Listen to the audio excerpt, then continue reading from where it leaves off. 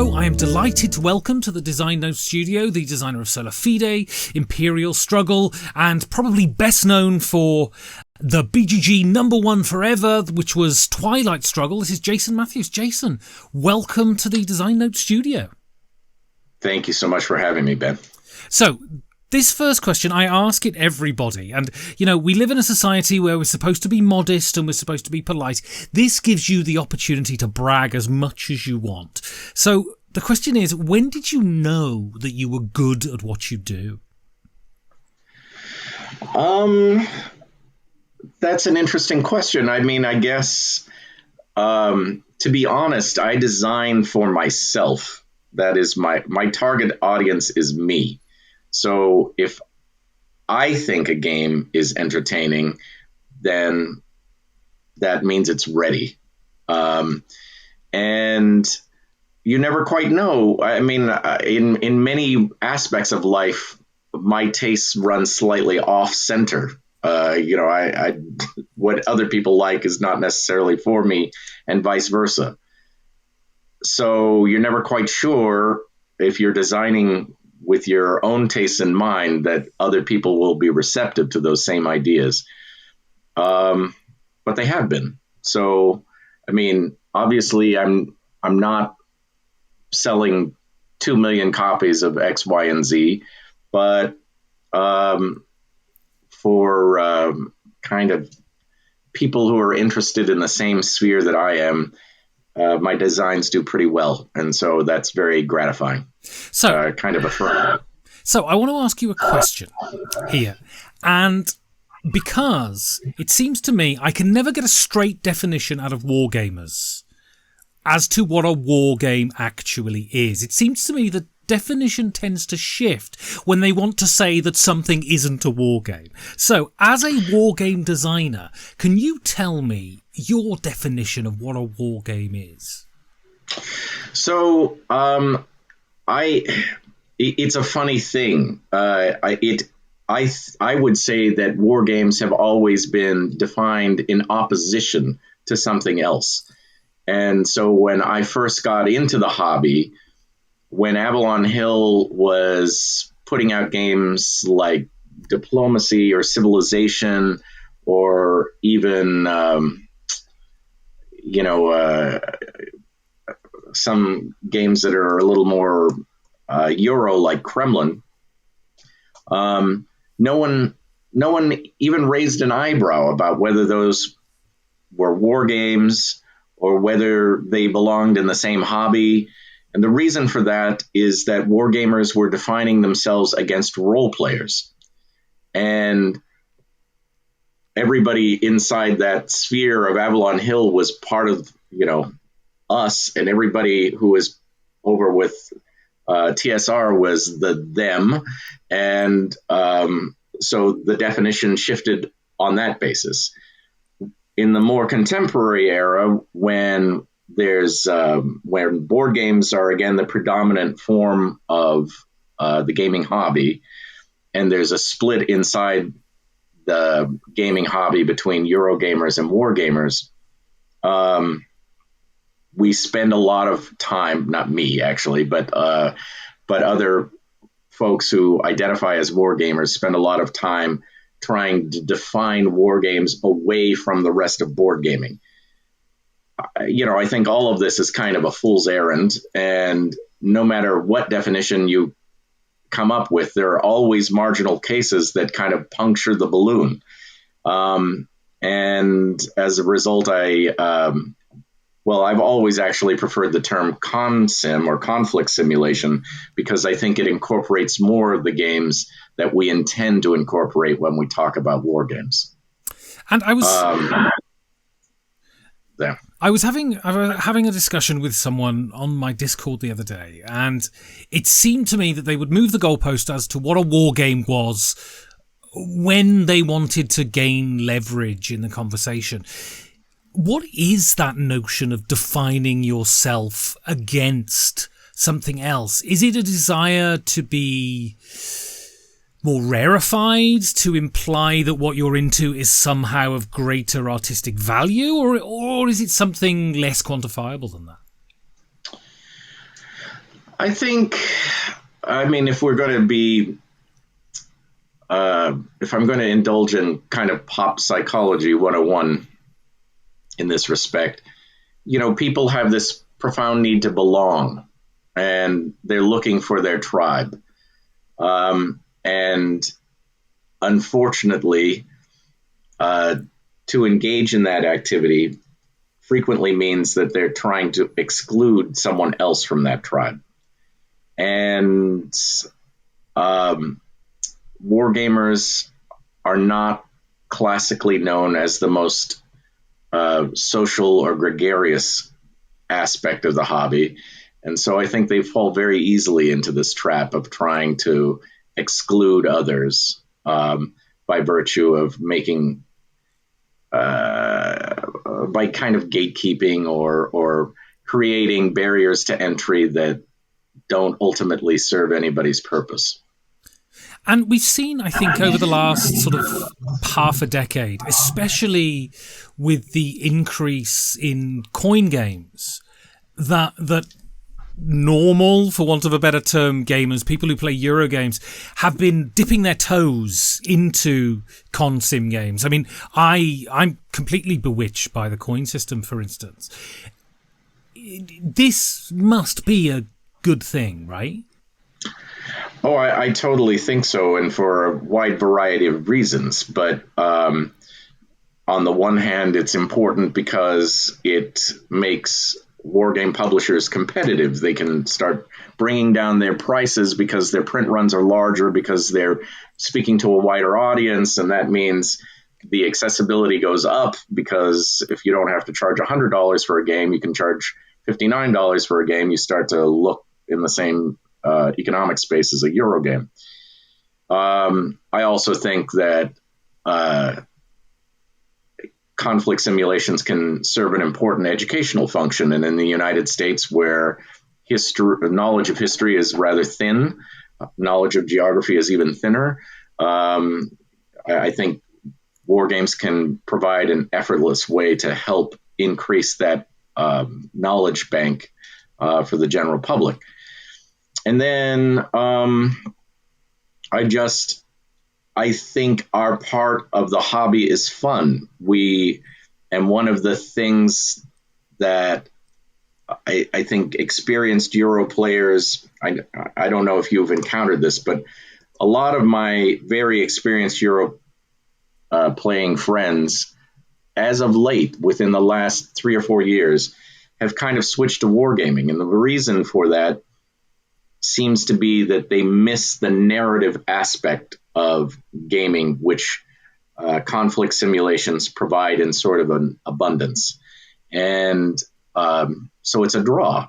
And, the coin system is an awesome gateway point for people who were in the Euro hobby who want to try it out. It's so successful that there's been a ton of cross-pollination of ideas from Eurogaming into wargaming. In this particular case, it was a war game that was made into a Eurogame in the Root, with Root and Cole's work. And so, before the coin system, before Cuba Libre, Twilight Struggle was hugely popular within, and if you looked at the list, when I got into gaming around about 2012, if you looked at the BGG Top 100, it was a Euro-heavy list, and yet sitting atop that list was Twilight Struggle. Do you think that you helped to inch the door open for Eurogamers into this sphere of wargaming? I mean, yes, not to be arrogant about it, but I do think that we helped introduce Eurogamers to a company that they otherwise would not have looked at or were not even aware of. And we demonstrated to a degree that, first of all, you don't need any knowledge of history to play these games. I've encountered a lot of gamers who are nervous about that. Well, I don't know anything about the Cold War. Should I really play this game? I'm like, well, you don't need to know anything about the Cold War, and we kind of hope you learn something while you're playing it. So that's the point. And your expertise on the Cold War will provide you exactly no additional benefit for playing the game. So yeah, and the other thing that I've talked about in a lot of other contexts is Ananda and I were really, even though Twilight Struggle now in 2023 is a long game, we were actually trying to push towards the Euro length in the first place, because when we designed it, which was basically in 2001, we were developing professional lives, family lives, all these things. War games had a tendency to go on and on. They were, 12, 8-hour affairs, and we just didn't have time for them anymore, but we still love the experience. So one of the many lessons from Euro games that we were pushing back towards is you can have a meaningful game with meaningful decisions in much less time than 12 hours, 18 hours, whatever. So on that then, for those who don't know, you're a lawyer, you've worked for political campaigns, very high profile, I'm sure, demanding jobs. What was the journey that got you into game design, and how did you have time to design a game when you're working in those kind of professions? So,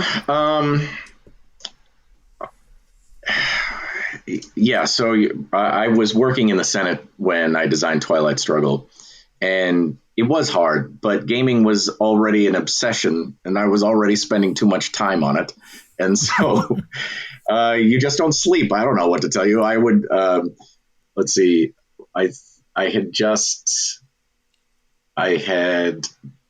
my daughter was newly born. My first child was newly born. And I remember we had a little cave room where my computer was set up, and I would wait till everyone was asleep, and that's when I would go to work. And that's just how it had to be. Although a lot of parents of newborns are already in that circumstance anyway. And the way I got in was back in the day before BGG was, a lot of wargamers were even on there. There was something, or is something, called Consim World, which is sort of a message board approach to a hobby forum. And that's where the wargamers were hanging out. And Ananda had become very active with GMT, and he started playtesting, and I was his playtest opponent. And back to this earlier point about length, we started playtesting games, and they were drifting in the exact wrong direction from our vantage point. We both love Paths of Glory, but we could not get that game in very much because it was a 7-hour, 8-hour kind of time commitment. And then we started playtesting things, and they were 12-hour and 13-hour and 14-hour. And you're like, where are we going with this? This is insane. So that prompted us ultimately to design our own game, because we were very consciously trying to influence the state of the art in our corner of the hobby. And so, if you're being very, very tenuous, which I have a habit of being, you could say that being a lawyer is essentially assimilating rules and then learning how to manipulate them. To what degree did your background in law help you as a game designer? I think that turns out to be very helpful. It does not keep you from making mistakes in rule writing, because, there are a lot of reasons. No matter how clearly, this is true in the law as well, no matter how clearly you write something, someone will interpret it in a bizarre way that you could never have anticipated. And card-driven games, where I've spent most of my time designing, are there's a rule book, and then every card is a rule, and then all of those cards interact, which is another set of rules that you're trying to manage. And the law is something like that. And in my case, also, since I spent so much time as a Senate staffer, when I'm not just, I didn't do like courtroom law. I spent a lot of time writing law, like amendments and that sort of thing in the Senate. So that turns out to be good practice. Weirdly, I'm an ethical case of first impression in the Senate because I was the first person to ever receive outside royalties from a game company, and they had to adjudicate whether or not that was ethical. So, can you give us an overview of your game process from, getting the idea of a game to someone like me putting it on the table and losing every time? I wish it was faster. I have so many of my peers and colleagues who are so much more productive, and it's not like they're producing better games than me, and they're doing it 6 times faster than I do. But whatever. I get an idea, and my first step is to find the book. And I think there's a little bit of a danger in game design in becoming too much of a subject matter expert, because from my point of view, when you're telling a narrative arc through the mechanics of a board game, your points have to be loud and clear. Whatever it is you're trying to say about this historical circumstance, if it's too nuanced, it doesn't come through. They won't pick up on the nuance. You lose the forest for the trees all the time. And so I try to find the most well-regarded book on usually the historical subject, and I start there. And from there, I kind of develop the narrative in my head, the story that I think I might need to tell. And then I'll supplement that with other reading, but I start there. And pretty much ever since Twilight Struggle, my next step is to define the parameters of the game, which is how long do we want this to last? Are we using a map? If there is a map, how big is it going to be? Like all of those. And those help me work backwards from that. This game, we're aiming for an hour and a half. That means we can only have so many card plays, and that means the deck has to be this size, et cetera, et cetera. So I kind of work that way. And then comes the arts and crafts part, which I am both terrible at and revile, where I work on cards, usually first if I'm doing a card-driven game, and I spend a lot of time trying to match the effect of the historical event to the impact of the card. And then I'll put together some sort of terrifyingly rudimentary map and show it around to friends. I think everybody kind of works in something similar. Although I guess these days so much more playtesting is occurring online, and in a way that makes the production easier, the arts and crafts part. And I should say that recently I took a tip from Volko Runke, the designer of, the originator of the coin system. And he had started beginning his kind of rules organizational process by doing the player aid first. And ordinarily for designers, it's kind of like the last thing we do. We finish the rule book, and then the player aid is the summary of the rules, is sort of a throwaway thing. And from his vantage point, if you can summarize on one page your rules at the get-go, you have a much clearer understanding of where you're trying to go as you're writing. And ever since he said that, I've stolen his methodology and have been approaching at least the rules writing portion that way. So I often ask the question is, what is the crux of a good game design? But what's fascinating about war game designers is they're designing from points of history. And you've talked about reading the history and then deciding the narrative that you want to tell from that. So what is the crux of a good historical period to design a game on? The crux of a good historical period. Well, the easiest thing to do is to pick periods where the protagonists are in rough symmetry, which is why, Imperial Struggle and Twilight Struggle are, two globe-spanning empires that are up against each other, and it makes it relatively easy to design a game that is historically plausible, right? We all know what the outcome was, but was that inevitable, or was it even the most likely outcome? That's easy enough to debate in both of those two contexts. What I admire, and what is a much more difficult design challenge, is taking an extraordinarily asymmetrical historical circumstance and still making a really great game out of it. Just popping into my mind is that kind of micro war game, Brave Little Belgium, which is a lot of fun to play.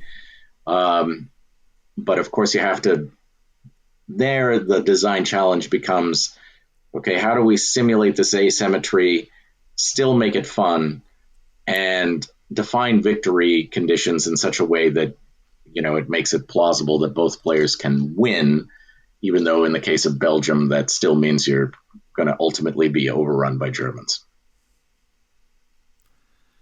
And so how do you combat, because, you're American, and so you are a product of where you're from. How do you combat your natural bias when dealing with an historical topic in a game?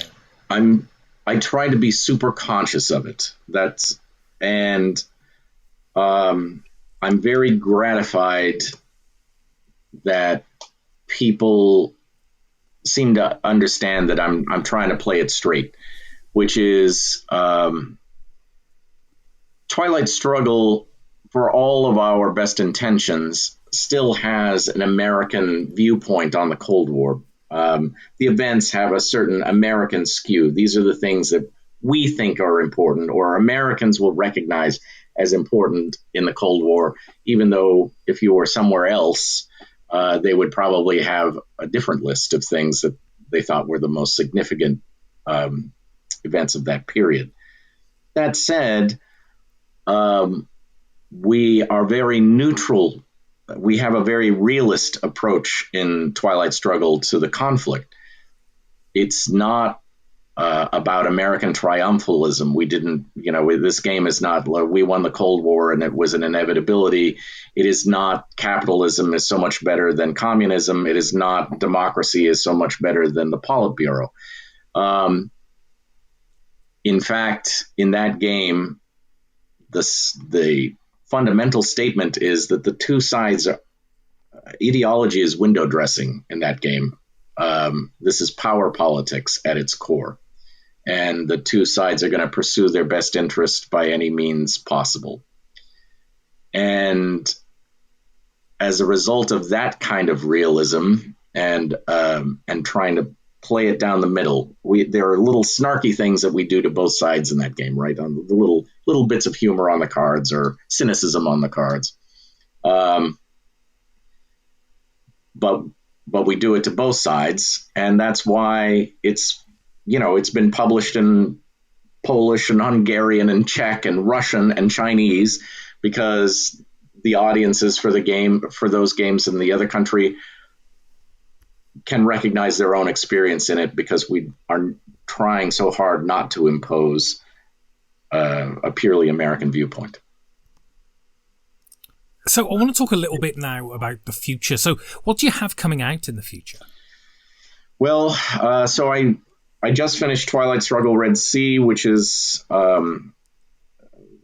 which is, working its way through people's shelf of shame as we speak. And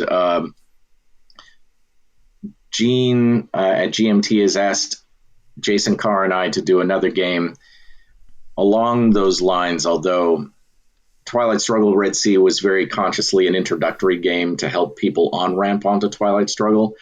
And the next game, while it will also be shorter than Twilight Struggle, is really focused on existing game players. It will be kind of Twilight Struggle Plus. So it'll be for people who really enjoy the game but are looking for a somewhat deeper experience, or a new experience anyway. In addition to that, I have been working for some time on a card-driven game about the treason trial of Aaron Burr.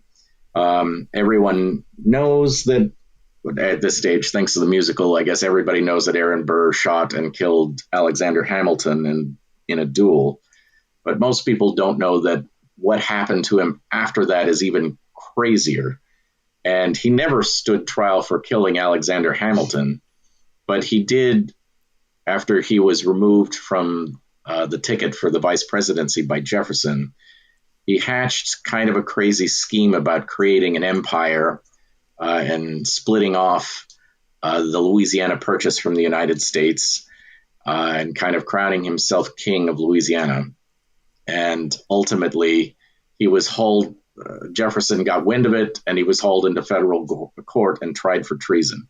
So the idea that one of our earliest vice presidents was tried for treason against the United States is not something that people are particularly familiar with, but it's an important footnote in early American history.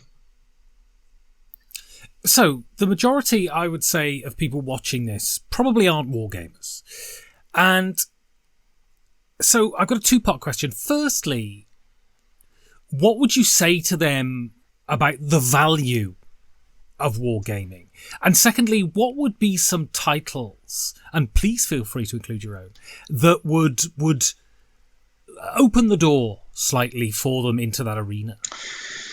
So, and to be clear, while I'm a wargame designer, I probably play more Euros than wargames just because they're fast, and I have my family are more, or had been. My kids are getting older, so now there's a little draw for wargaming them at this stage now.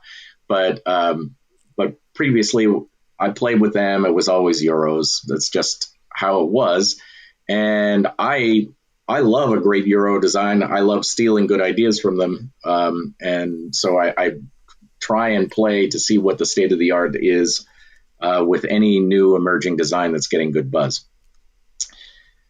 That said, I think Euro games, I don't mean this as critically as it will sound, but I think Euro games have hit a little bit of a rut. There's been a lot of worker placement games, like an obscene amount of worker placement games. And the bizarre part about it is, since people keep designing at that spot, what has happened is that worker placement games keep layering on additional layers of complexity, and they're getting longer. And it's starting to resemble wargaming in the 1980s, where at some point people buy these giant boxes, they're too long to play, and so they sit on shelves, which hacks at a lot of the charm and sensibility and virtue of Eurogaming in the first place. But I also think that drive in Euro design is sparked by a desire that wargaming has always fulfilled, which is to try and tell a story through a game, because that is what's memorable, right? I love everything Reiner Knizia has designed, to be honest. I think his games are intensely clever, but I cannot reiterate one of my gaming experiences there. Whereas I can tell you about a dozen war games I played that build to this climactic crescendo and then suddenly everything's coming down to one dice roll and you're standing on your feet because it's, you're emotional about it. And that kind of experience in gaming, I think, resonates. And that's why I encourage people to, give us a look. Come try the dark side for a little bit. The good news, to the second part of your question, is that we now have a ton of kind of introductory, interesting experiences that will give people a flavor of wargaming without asking them to invest too much time.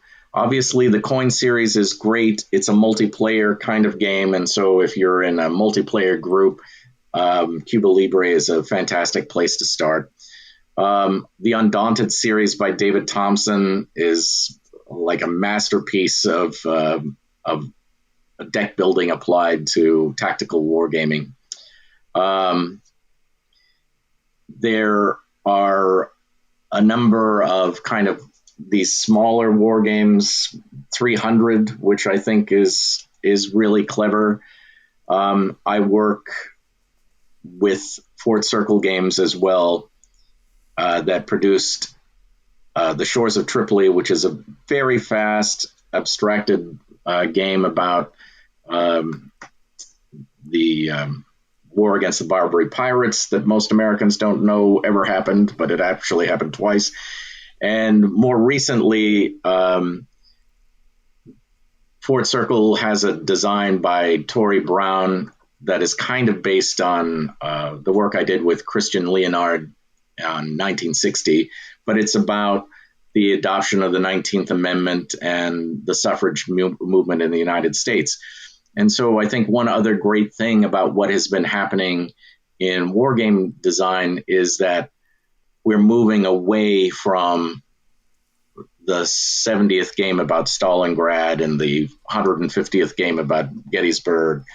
We're starting to see history explore a lot of corners that are both more inclusive and are just underexplored, but are great topics for games because the conflict there is just as meaningful, or perhaps more meaningful in many cases, than the kind of military minutia that had been the dominant part of the hobby for a long time.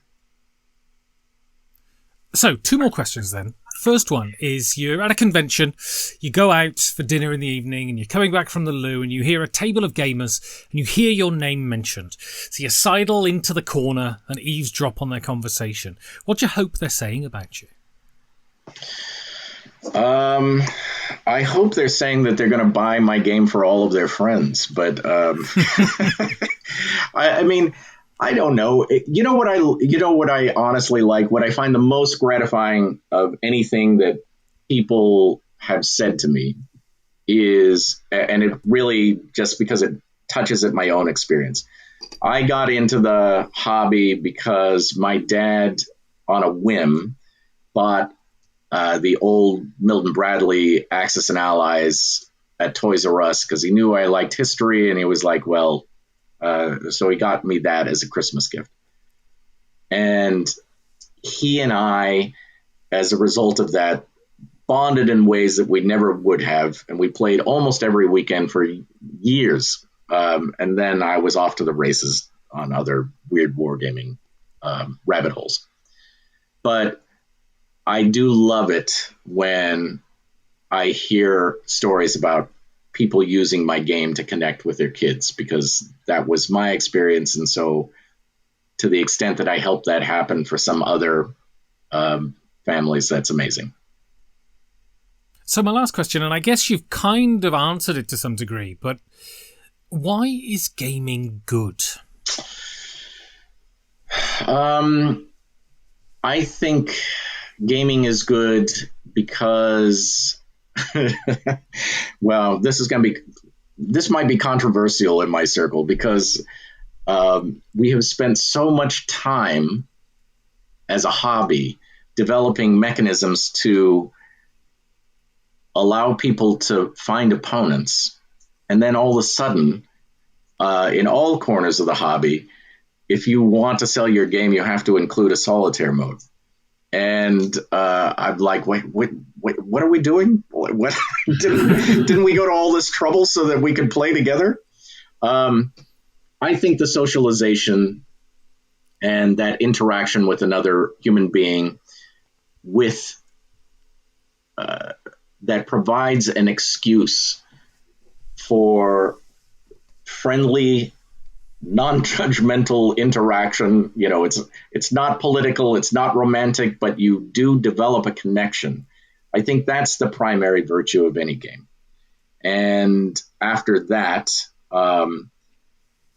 I think that play is important for everyone. We live in a stressful world. You need forms of escape. While board gaming can be a habit, and an expensive one even, it's not that bad. And I think in terms of ways of finding your escape, the little worlds that board gaming create are a very good one. And lastly, I think in my corner of the hobby, it has a real educational virtue that is underexplored, and I spend a lot of time thinking and talking about that because I would like to see gaming used to sort of effortlessly teach Americans a little more about their history, the operation of their government, and a little bit more about the world that they're mostly ignorant of. Excellent. Well, Jason Matthews, thank you very much. My pleasure. Thank you, Ben.